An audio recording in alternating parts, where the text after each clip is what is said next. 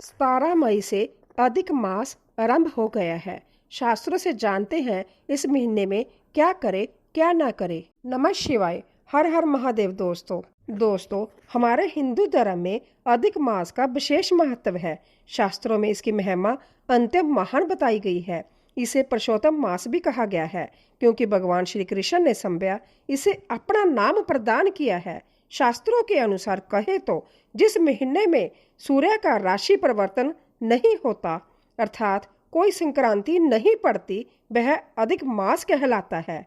इस मास में किया गया छोटा सा भी काम आपको काफी पुण्य दिला सकता है। भगवान श्री कृष्ण ने मल मास से कहा कि संसार में लोग मुझे पुरुषोत्तम कहते हैं, इसीलिए आज से तुम्हें भी पुरुषोत्तम मास कहा जाएगा और इस मास में किए गए श्रेष्ठ कार्य अनेक गुना फल प्रदान करेंगे। आइए जानते हैं अधिक मास कब से आरंभ हो रहा है और इस पूरे मास किन कामों को करना चाहिए और किन कामों को नहीं। बता दें कि अधिक मास के दौरान विवाह, जग, देव प्रतिष्ठा, मुंडन संस्कार, गृह प्रवेश, भूमि खरीदना, संपत्ति का विक्रय, नई गाड़ी खरीदना तथा अन्य शुभ मांगलिक कार्य करने की मनाही होती है। इसी दौरान जाप तप करने का विशेष महत्व है। इस दौरान किसी भी तरह से मांगलिक और शुभ कार्य को करने की मनाही होती है। क्यों होता है अधिक मास? अधिक मास लगने का कारण हिंदू पंचांग की गणना पद्धति में छिपा है, जो चंद्र कैलेंडर पर आधारित होती है। एक सौर वर्ष में लगभग 365 दिन होते हैं, जबकि चंद्र वर्ष करीब 354 दिनों का होता है। इस तरह हर साल लगभग 11 दिनों का अंतर बन जाता है। यह अंतर धीरे धीरे बढ़ते हुए करीब 32 महीने 16 दिन में लगभग एक पूरे महीने के बराबर हो जाता है। तब इस अंतर को संतुलित करने के लिए पंचांग में एक अतिरिक्त महीना जोड़ दिया जाता है। इसी अतिरिक्त महीने को अधिक मास, मल मास या पुरुषोत्तम मास कहा जाता है। अधिक मास में करे जय काम। अधिक मास में कुल 4 कार्य करने में अधिक जोर दिया जाता है। वह है दान, व्रत, जप और दीपदान।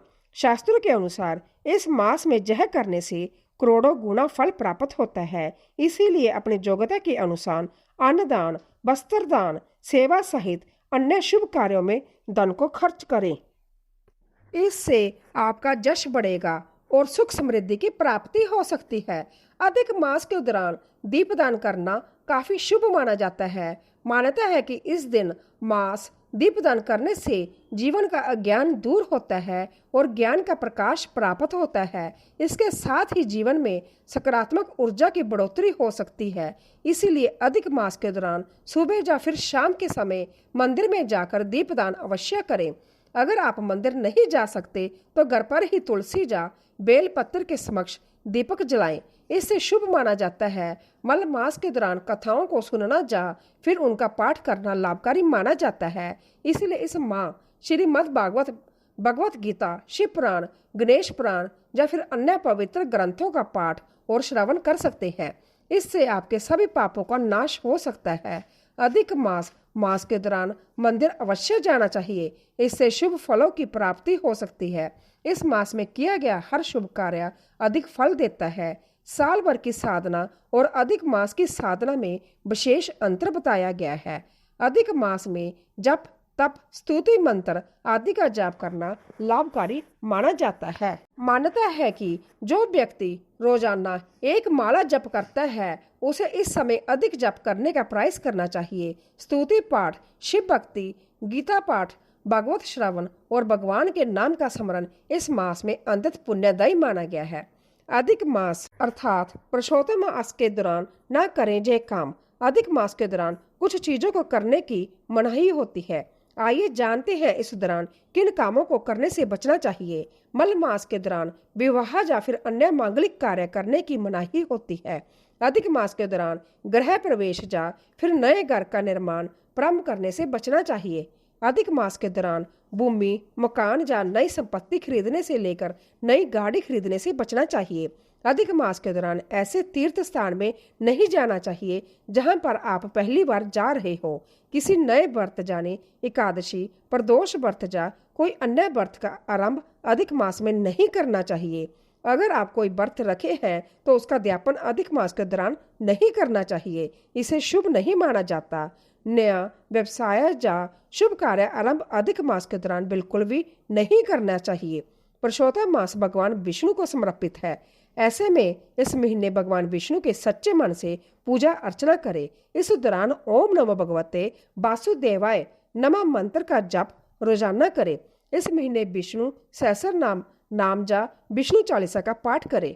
पुरुषोत्तम मास में जरूरतमंद लोगों को वस्त्र, फल, सब्जी और जल से भरे गड़े का दान करें। इस महीने में खास तौर पर कांसे के बर्तन का दान करें और मालपुए का दान करें। इस महीने में पवित्र नदी में स्नान करने का विशेष महत्व बताया गया है। अगर आपके घर के पास कोई पवित्र नदी हो तो वहां स्नान करें, वरना अपने घर पर ही थोड़ा जल डालकर घर पर ही स्नान कर सकते हैं। इस महीने में श्रीमद् भागवत कथा या गीता का पाठ करना चाहिए। ऐसा करने से मन को सुकून और शांति मिलती है। अधिक मास पुरुषोत्तम मास में ना करें ये काम। अधिक मास के दौरान सगाई, गृह प्रवेश, मुंडन आदि कार्य नहीं करने चाहिए। अधिक मास में भूल कर भी नया काम आदि शुरू नहीं करना चाहिए। भगवान विष्णु समर्पित अधिक मास में तामसिक भोजन जैसे लहसुन प्याज का त्याग करें। किसी से झूठ न बोले, ना ही किसी का अपमान करें। ऐसा करने से आपके पुण्य फल नष्ट हो जाते हैं। नंबर 1, महत्वपूर्ण नियम। पुरुषोत्तम मास में प्रांतः काल सूर्य उदय से पहले उठे। गीता के पुरुषोत्तम योग नामक 15वां अध्याय का प्रतिदिन श्रद्धा पूर्वक पाठ करें। श्रीमद् भागवत का पाठ करें तथा सुने। स्त्री पुरुष दोनों एक मत से महीने भर ब्रह्मचार्य व्रत का पालन करें और भूमि पर शयन करें। प्रतिदिन कम से कम 1 घंटे किसी नियत समय पर मौन रहकर भगवान का भजन करें। जानबूझकर झूठ न बोले और किसी की निंदा न करें। भोजन और वस्त्रों में यथासंभव शुद्धता और सादगी रखें। पत्तल पर भोजन करें और भविष्य अन्न का सेवन करें। माता पिता, गुरु एवं बड़ों के चरण स्पर्श कर प्रतिदिन प्रणाम करें। भगवान पुरुषोत्तम श्री कृष्ण की पूजा करें। इस मास में दान और त्याग का विशेष महत्व है। अपनी सामर्थ्य अनुसार योग्य व्यक्ति को दान देकर परमात्मा की सेवा करें। नंबर 2, इन चीजों के दान से चमकती है किस्मत।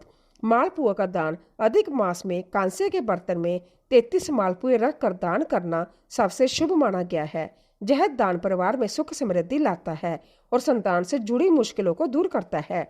दीपदान। इस दौरान शाम के समय तुलसी के पास, मंदिर में या पवित्र नदी के तट पर दीपदान करने से जीवन का अंधकार दूर होता है और कुंडली के ग्रह दोष शांत होते हैं। अन्न और वस्त्र दान। इस माह में भूखे को भोजन कराना और जरूरतमंद को पीले कपड़ों का दान करना साक्षात भगवान विष्णु की सेवा माना जाता है। इससे आर्थिक तंगी दूर होती है। धार्मिक पुस्तकों का दान। इस दौरान श्रीमद् भागवत गीता या विष्णु सहस्त्रनाम जैसी पुस्तकों का दान करने से ज्ञान की प्राप्ति होती है और पितरों को मोक्ष मिलता है। नंबर 3, करे जय खास तरह के दान। अधिक माह में केवल वस्तुओं का दान ही नहीं बल्कि नाम दान, भाव दान और समय दान भी महत्वपूर्ण है। ब्रह्मा मुहूर्त में उठकर ओम नमो भगवते वासुदेवाय मंत्र का जाप करने से अनजाने में हुए पापों का नाश होता है। इस महीने में तामसिक भोजन का त्याग कर सात्विक जीवन जीने से श्री हरि की कृपा मिलती है। नंबर 4, भगवान विष्णु की पूजा करें। अधिक मास में पूरे महीने भगवान विष्णु की पूजा का विशेष महत्व होता है। यदि आप इस पूरे महीने विष्णु जी की पूजा के साथ ओम नमो भगवते वासुदेवाय मंत्र का जाप करेंगी तो जीवन में इसके लाभ होंगे। इस पूरे महीने नियमित रूप से कम 11 बार इस मंत्र का जाप करें। इससे आपके जीवन में समृद्धि बनी रहेगी। इस महीने विष्णु सहस्त्र नाम का पाठ करना भी फलदायी माना जाता है। इस दौरान आपको रोजाना तुलसी के सामने दीपक जलाना चाहिए। ऐसा माना जाता है कि तुलसी जी भगवान विष्णु को अत्यंत प्रिय है और उनकी पूजा से विष्णु जी प्रसन्न होते हैं। नंबर 5, तुलसी की पूजा करते समय महाप्रसाद जननी, सर्व सौभाग्यवर्धनी, आदि व्याधि हरा नित्य तुलसी तत्व नमस्तुते इन मंत्रों का जप करना चाहिए। ऐसा करने से माता लक्ष्मी जल्दी ही प्रसन्न होती है और जातकों को सुख समृद्धि प्राप्त होती है। अधिक मास की पूरी अवधि यदि आप भी इन उपायों को आजमाएंगे तो आपके जीवन में सदैव खुशहाली बनी रहेगी। नंबर 6, ज्येष्ठ अधिक मास में आप प्रतिदिन स्नान करने के बाद भगवान विष्णु का सहस्र अर्चन करें। यह भगवान विष्णु की पूजा की शुभ फलदायी विधि है। इसमें आप तुलसी के 1000 पत्ते ले और श्री हरि के 1000 नामों का उच्चारण करें। हर नाम के उच्चारण के साथ भगवान विष्णु को कोई एक वस्तु अर्पित करे या फिर वह तुलसी के पत्ते अर्पित करे। विष्णु सहस्र अर्चन को विष्णु सहस्र नाम पाठ के विशेष फलदायी माना जाता है। पाठ में आप केवल नाम जप करते हैं, जबकि सहस्र अर्चन में हर नाम के साथ तुलसी का पत्ता या कोई विशेष वस्तु का अर्पण भगवान को करते हैं। नंबर 7, ब्रह्म मुहूर्त में उठकर स्नान करें। अधिक मास के पूरे 1 महीने प्रातः जल्दी उठे और स्नान आदि से मुक्त होकर ईश्वर का पूजन करें। इस पूरे महीने प्रातः जल्दी उठने का विशेष महत्व बताया गया है। धार्मिक मान्यताओं के अनुसार ब्रह्म मुहूर्त यानी सूर्य उदय से कुछ समय पहले उठकर स्नान करने से व्यक्ति को मानसिक शांति और सकारात्मक ऊर्जा मिलती है। ब्रह्म मुहूर्त में उठने से नकारात्मक ऊर्जा दूर होती है। नंबर 8, तामसिक भोजन न करें। हिंदू धर्म में अधिक मास को अत्यंत पवित्र समय माना गया है और ऐसा कहा जाता है कि यदि आप इस दौरान तामसिक भोजन से दूर रहते हैं और सात्विक भोजन करते हैं तो भगवान विष्णु की विशेष कृपा बनी रहती है। इस दौरान सात्विक भोजन करने से मन शांत रहता है और पूजा पाठ में एकाग्रता बनी रहती है। इस उपाय से भगवान विष्णु की कृपा दृष्टि भी प्राप्त होती है। नंबर 9, अधिक मास में शाम के समय तुलसी के पौधे और घर के मंदिर में शुद्ध घी का दीपक जलाएं। ऐसा करने से न सिर्फ नकारात्मक ऊर्जा दूर होती है, बल्कि घर में शांति और सकारात्मक ऊर्जा का संचार भी होता है। पौराणिक परंपरा के अनुसार पुरुषोत्तम मास में श्रीमद् भागवत कथा या भागवत गीता का पाठ करने से मन को शांति मिलती है और मानसिक तनाव कम होता है। नंबर 10, अधिक मास में व्रत नियम और संयम का पालन करना चाहिए। तामसिक भोजन का त्याग कर सात्विक आहार लेने से तन और मन दोनों शुद्ध रहते हैं। सनातन धर्म में तुलसी पूजा का अधिक महत्व माना जाता है। ऐसी स्थिति में अधिक मास की पंचमी तिथि के दिन तुलसी के पौधे में गन्ने का रस अर्पित करना चाहिए। ऐसा करने से धन की प्राप्ति होती है। नंबर 11, दान पुण्य जरूर करें। अधिक मास में दान करने का महत्व कई गुना ज्यादा होता है। इसी दौरान यदि आप गरीब और जरूरतमंद लोगों को भोजन, वस्त्र, जल, अनाज और धन का दान करते हैं तो अत्यंत शुभ माना जाता है। इस उपाय से आपके घर में कभी भी धन की कमी नहीं होती है और जीवन में खुशहाली बनी रहती है। धार्मिक मान्यताओं की माने तो दान पुण्य करने से समस्त पापों का नाश होता है और जीवन में सुख समृद्धि बनी रहती है। नंबर 12, किसी पसंदीदा चीज का त्याग करें। अधिक मास में संयम और त्याग का पालन करना बेहद शुभ माना जाता है। ऐसा कहा जाता है कि यदि आप इस दौरान अपनी किसी पसंदीदा चीज का त्याग करेगी तो आपका आत्म नियंत्रण बढ़ेगा और भगवान विष्णु की कृपा प्राप्त होती है। आप 1 महीने के लिए किसी पसंदीदा खाने की वस्तु का त्याग भी कर सकती हैं। इस उपाय से आपको संयम सीखने में मदद मिलेगी। नंबर 13, शिव जी की पूजा भी लाभकारी। अधिक मास में भगवान शिव जी की पूजा करने से भी विशेष फल मिलता है। शिवलिंग पर जल, दूध, शहद, चंदन और बेलपत्र चढ़ाएं और ओम नमः शिवाय मंत्र का जप करें।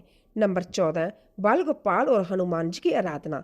घर में बाल गोपाल की पूजा करें और उन्हें माखन मिश्री अर्पित करें। साथ ही हनुमान जी की पूजा, हनुमान चालीसा और सुंदरकांड का पाठ करने से साहस और सकारात्मक ऊर्जा मिलती है।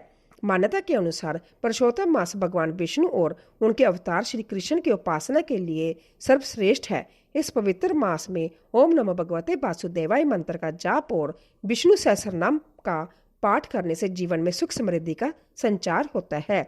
नंबर 15, विष्णु मंत्र का जाप मल मास में भगवान विष्णु की पूजा करने का विधान है। इस वजह से भगवान विष्णु के मंत्र ओम नमो भगवते वासुदेव का जाप करना आपके लिए शुभ फलदायक रहेगा। इस मंत्र का जाप तुलसी की माला से कर सकते हैं। प्रत्येक दिन स्नान के बाद इस मंत्र का जाप करें। इससे आपकी समस्त मनोकामनाएं पूरी होगी। विष्णु कृपा से मोक्ष भी मिलेगा। नंबर 16, लक्ष्मी नारायण की पूजा। पूरे मल मास में आप भगवान विष्णु और माता लक्ष्मी की साथ में पूजा करें। भगवान विष्णु को पंचामृत से स्नान कराएं और उनके भोग में तुलसी का पत्ता अवश्य रखें। घी का दीपक माता लक्ष्मी और भगवान विष्णु के लिए जलाएं। विष्णु सहस्रनाम का पाठ करें और माता लक्ष्मी की आरती करें। आप पर भगवान विष्णु के साथ माता लक्ष्मी प्रसन्न होगी। आपके जीवन में धन की कमी दूर होगी। आपका घर सुख समृद्धि और वैभव से भर जाएगा। नंबर 17, तुलसी की पूजा। जिस प्रकार से भगवान शिव को बेल पत्तर प्रिय है, वैसे भगवान विष्णु को तुलसी प्रिय है। उनकी पूजा तुलसी के बिना पूर्ण नहीं हो सकती। मल मास भगवान विष्णु का महीना है। ऐसे में आप प्रत्येक दिन तुलसी की पूजा करें। कच्चे दूध और पानी से तुलसी को सींचे और परिक्रमा करें। उनके लिए घी का दीपक जलाएं। शाम के समय में भी दीप जलाएं। ऐसा करने से आपके घर में सुख और शांति आएगी। इसके अलावा परिवार की उन्नति होगी। नंबर 18, स्नान और शुद्धि का महत्व। यदि संभव हो तो गंगा, जमुना या अन्य पवित्र नदियों में स्नान करें। अगर बाहर जाना संभव ना हो तो घर पर ही पानी में गंगा जल मिलाकर स्नान कर सकते हैं। इसे भी पवित्र और लाभकारी माना गया है। तो प्रिय दोस्तों, आपका कोई प्रश्न है तो कमेंट में पूछ सकते हैं। आप माता लक्ष्मी का प्रेम, प्यार, आशीर्वाद पाना चाहते हैं कि माता लक्ष्मी आपके घर में वास हो और आप माता लक्ष्मी को प्रसन्न करना चाहते हैं तो जल्दी ही वीडियो को लाइक करके आप हमारे चैनल को सब्सक्राइब करें और कमेंट बॉक्स में जय श्री कृष्णा, राधे राधे जरूर लिखें। दोस्तों, यह तमाम जानकारी जन रुचि को ध्यान में रखकर दी जा रही है। वीडियो का उद्देश्य मात्र आपको बेहतर सलाह देना है। तो दोस्तों, अगर वीडियो अच्छी लगी हो तो लाइक और सब्सक्राइब जरूर करें। जय श्री कृष्णा, धन्यवाद।